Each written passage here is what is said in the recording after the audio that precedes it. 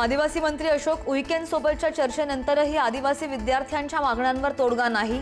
विद्यार्थ्यांच्या 14 मागण्या, मंत्र्यांनी मागितलेली 2 दिवसांची मुदत, मागण्या मान्य होईपर्यंत आंदोलन मागे न घेण्याचा इशारा।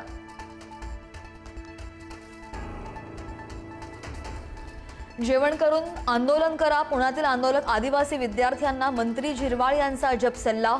मी सुद्धा अनेक आंदोलनामध्ये चोरून लपून खायचो, विद्यार्थी आंदोलनाची झिरवाळांकडून थट्टा।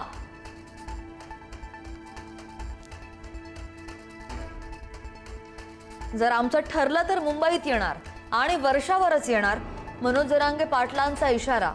रेल्वे फिरू देणार नाही, विमान पण उडू देणार नाही, 80 ते 90 लाख मराठे मुंबईत येणार, जरांगेंचा इशारा।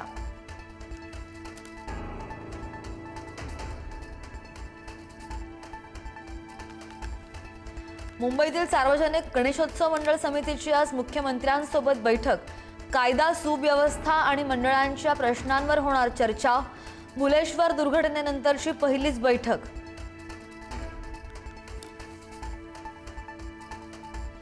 आमदार आदित्य ठाकरेंकडून रत्नागिरीमधल्या लोटे MIDCची पाहणी आणि उद्योजकांसोबत चर्चा। तर आदित्य ठाकरेंच्या पाहणीनंतर अर्ध्या तासातच लोटे MIDC मधील रस्त्यांची डागडुजी।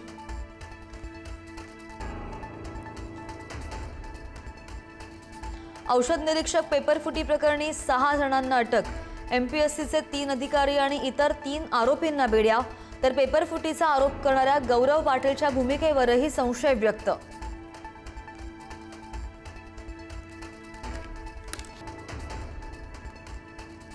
कुर्ल्यामध्ये मोमोज खाल्ल्यानं 16 जणांना विषबाधा, उलटी, जुलाब, ताप, पोटदुखी आणि चक्कर येण्याचा त्रास। 16 पैकी 14 जण रुग्णालयात दाखल, सर्व रुग्णांची प्रकृती स्थिर।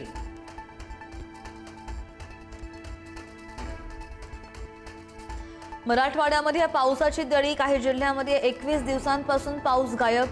तहान भागवण्यासाठी 6 दिवसांमध्ये 63 टँकर्सची वाढ।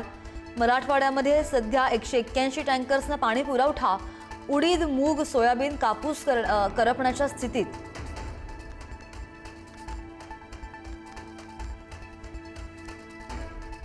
बर्फाचा कडा कोसळल्यानं नेपाळमध्ये महाप्रलय। भोटेकोशी नदीच्या महापुरामध्ये 95 जणांचा मृत्यू, बरेच जण बेपत्ता आहेत। 108 भारतीयांसह 400 यात्रेकरूंचा संपर्क तुटला। बिहारला सुद्धा सतर्कतेचा इशारा।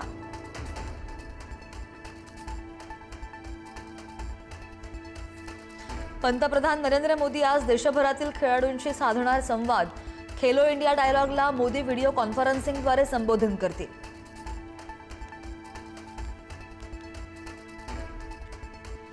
शाळांमध्ये हिजाब घालण्याची परवानगी देण्यास अलाहाबाद हायकोर्टाकडून नकार।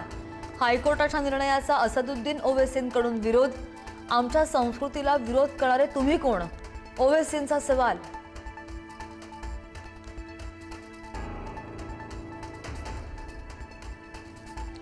यूपीमध्ये सत्ता आल्यास महिलांना वर्षाला 40,000 रुपये देणार, समाजवादी पक्षाच्या खासदार डिंपल यादव यांची घोषणा। तर 12वी उत्तीर्ण झाल्यावर मुलींना लॅपटॉपसही दिले जातील।